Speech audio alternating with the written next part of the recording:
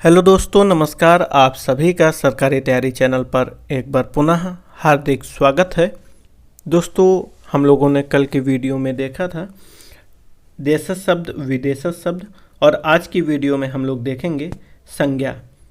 संज्ञा से रिलेटेड जितने भी प्रश्न 2015 से 2019 की परीक्षा अवधि के मध्य में यूपी ट्रिपल एससी आयोग ने अपने पेपर्स में पूछे हैं, उन सभी प्रश्नों का एक ही वीडियो में संकलन आप सभी के समक्ष प्रस्तुत किया जाएगा।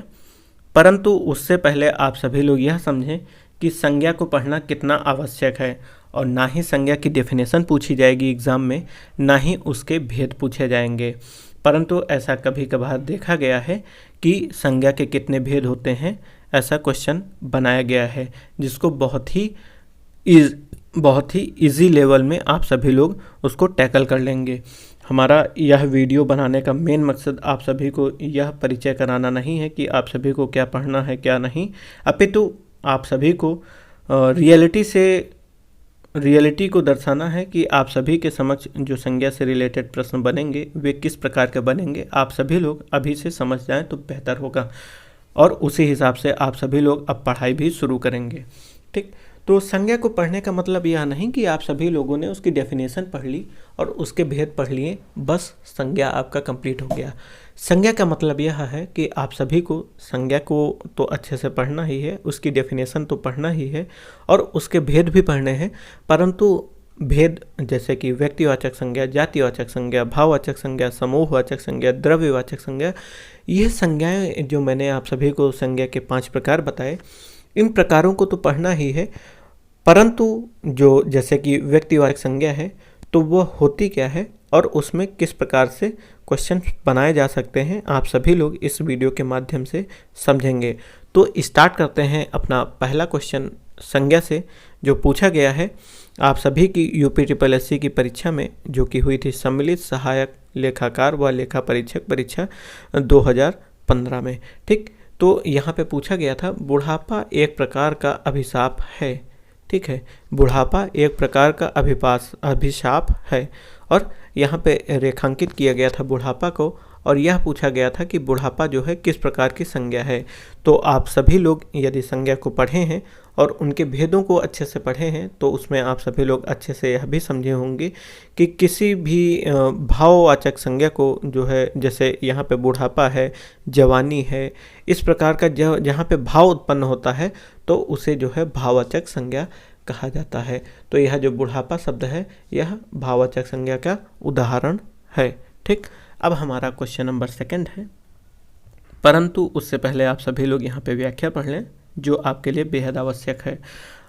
व्याख्या है, जिस संज्ञा शब्द से व्यक्ति या वस्तु के गुण, धर्म, दशा अथवा व्यापार का बोध होता है उसे भाववाचक संज्ञा कहते हैं। जैसे लंबाई, बुढ़ापा, नम्रता, मिठास, समझ, चाल आदि। भाववाचक संज्ञा का प्रायः बहुवचन नहीं होता है, इस चीज़ को नोट रखेंगे। आपका क्वेश्चन नंबर 2 है, शब्द प्रकार के आधार पर मनुष्यता शब्दों का कौन सा भेद है। तो मनुष्यता जो है आपका, यह भी भाववाचक संज्ञा का उदाहरण है। ठीक, मनुष्यता जैसे कहते नहीं कि क्या तुम्हारे अंदर मानवता नहीं है, यानी कि तुम्हारे अंदर कोई भी भाव नहीं है, तो वही मनुष्यता से ही यहाँ पे तात्पर्य लिया गया है। इसकी व्याख्या पढ़ेंगे। मनुष्यता शब्द भाववाचक संज्ञा है जिस संज्ञा शब्द से व्यक्ति या वस्तु के गुण या धर्म, दशा या व्यापार का बोध होता है उसे भाववाचक संज्ञा कहते हैं। मैंने अभी पहले आपको बताया। जातिवाचक संज्ञा शब्द मनुष्य में ता लगाकर, यानी कि ता जो लगेगा, आप सभी लोग पहले पढ़े हुए हैं, तो जो लास्ट में लगता है उसे प्रत्यय कहते हैं, और ता लगाकर जो है मनुष्यता शब्द बनता है और जिसे भाववाचक शब्द कहा जाता है। क्वेश्चन नंबर 3 है कि अब हम सभी क्वेश्चंस की व्याख्या नहीं पढ़ेंगे, जहाँ पे आवश्यक होगा मैं उसे जरूर पढ़ूंगा। क्वेश्चन नंबर 3 है कि इनमें से कौन सा शब्द भाववाचक संज्ञा नहीं है।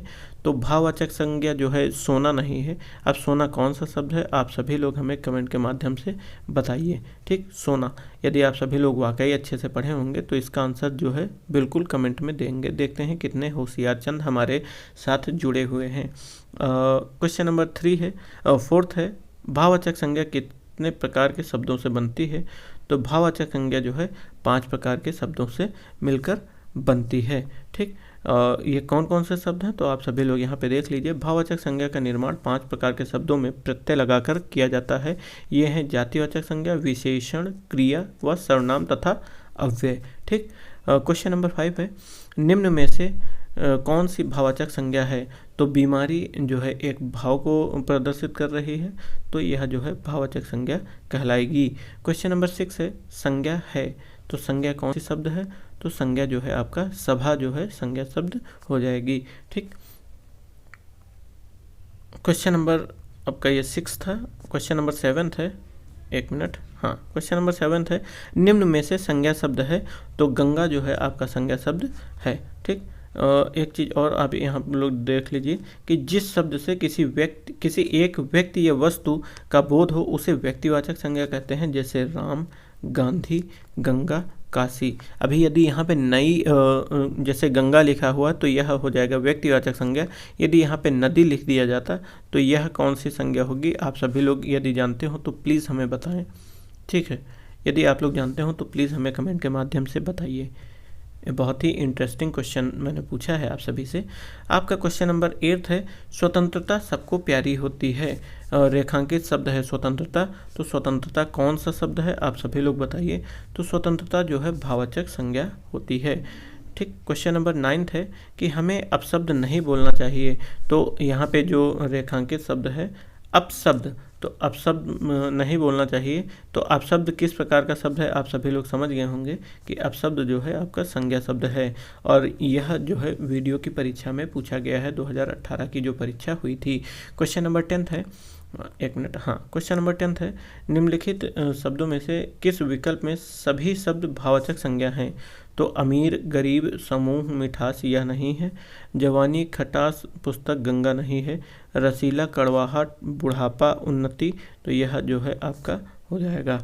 कुछ यह भी जो है ग्राम पंचायत अधिकारी की जो परीक्षा हुई थी 2016 में, उसमें पूछा गया प्रश्न है। क्वेश्चन नंबर 11 है, निम्नलिखित विकल्पों में से किस विकल्प में सभी शब्द व्यक्तिवाचक संज्ञाएं हैं? तो व्यक्तिवाचक संज्ञा मीन्स एक किसी पर्टिकुलर व्यक्ति की बात की जा रही है, जैसे कि राम, गंगा, रामचरित मानस, तो यह जो हो जाएगा व्यक्तिवाचक संज्ञा।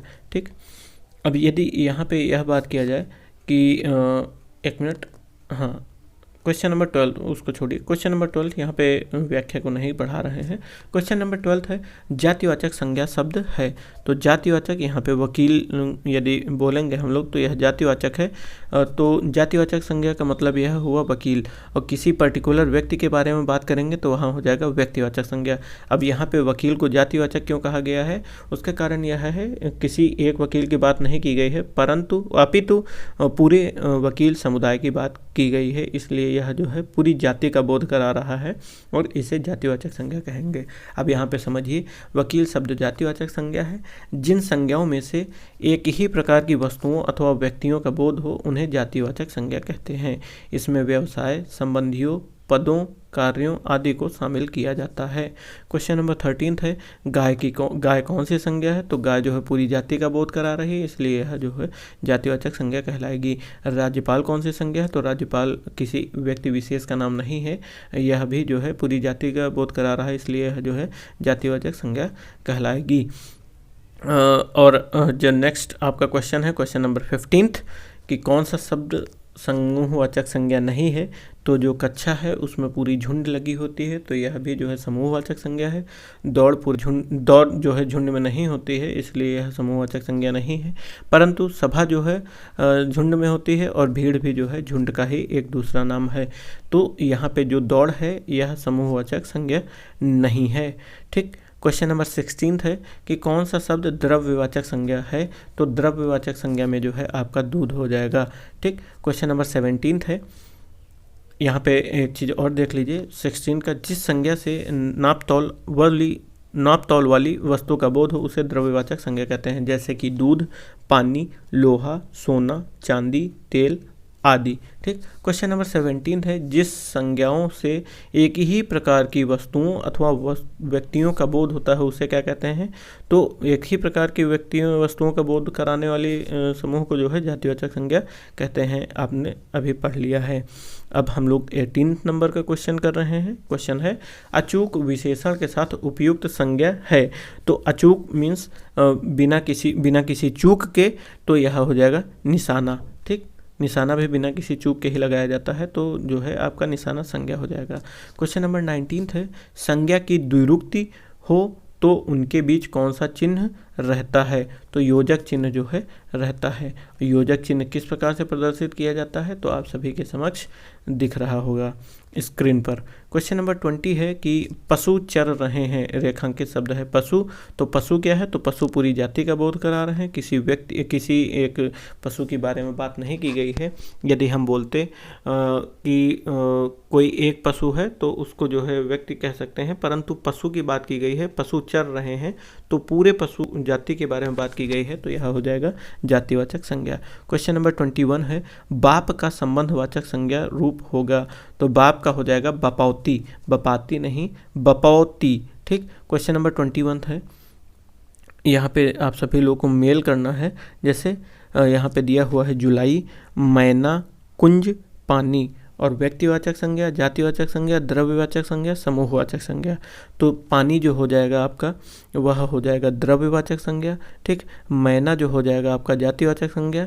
और जुलाई क्या हो जाएगा? तो जुलाई जो है आपका हो जाएगा शायद व्यक्तिवाचक संज्ञा, और कुंज जो है समूहवाचक संज्ञा कहलाएगा। यानी कि बी का 2, डी का 3, बी का 2, डी का 3 और ए का 1। देखते हैं,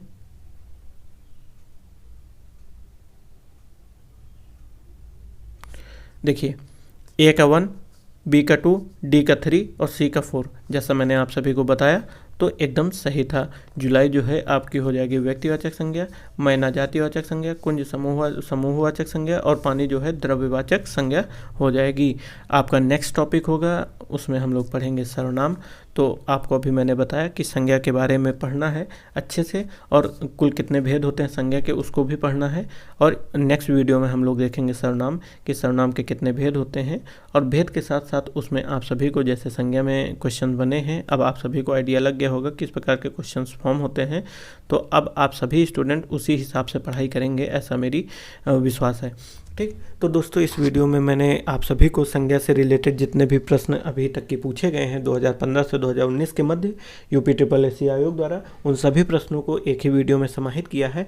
अब नेक्स्ट वीडियो जो होगी वह वीडियो होगी सर्वनाम से रिलेटेड। आप सभी से यह अपेक्षित है कि आप सभी लोग सर्वनाम के डेफिनेशन, सर्वनाम के भेद और भेद के अंतर्गत किस प्रकार के क्वेश्चंस बन सकते हैं, आप सभी लोग उन सभी आयामों पे पढ़ के आएंगे और अपनी जो है तैयारी को यहाँ पे जांचेंगे।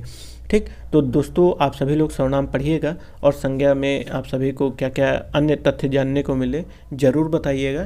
तो इसी तरह आप सभी लोग हमारे साथ बने रहें, वीडियो को पूरा देखा करें। जहाँ पे कोई भी डाउट हो वह हमें कमेंट के माध्यम से पूछा करें, निश्चित ही उसका सही जवाब दिया जाएगा। और वीडियो को पूरा देखने के लिए आप सभी को बहुत बहुत धन्यवाद। मिलते हैं नेक्स्ट वीडियो में, तब तक के लिए नमस्कार, जय हिंद।